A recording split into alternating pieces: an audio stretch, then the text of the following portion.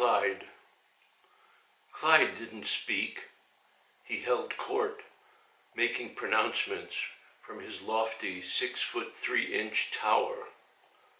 Regal, confident, articulate, a handsome, light-skinned black man, and accomplished fine art photographer.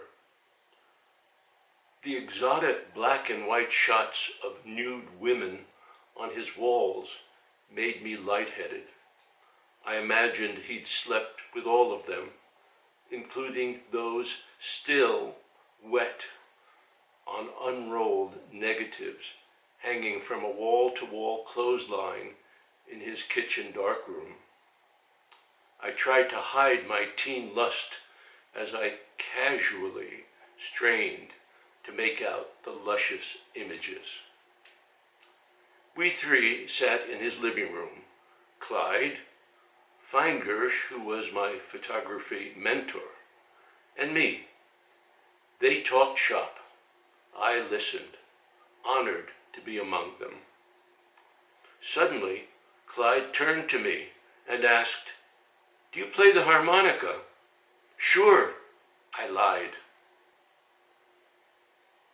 He left the room and returned with a bright nickel-plated Hohner chromatic. "Give me $10 and it's yours," he said, and added, "It cost $25 2 weeks ago, but I don't want it anymore." I wanted it.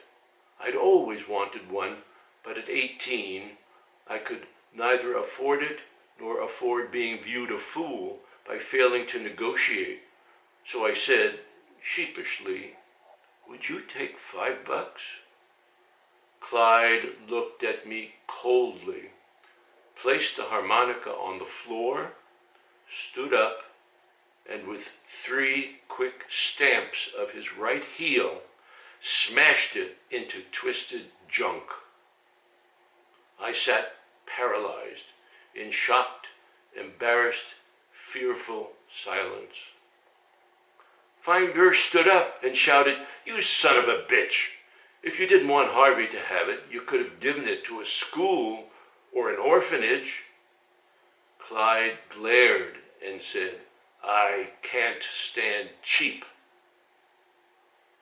Ed Feingersh, fellow Boy Scout, gained fame as the photographer whose Leica captured Marilyn Monroe in a spectacular series of grainy, available light shots at her hotel suite in New York City, and 2 while she entertained troops on the Korean War front.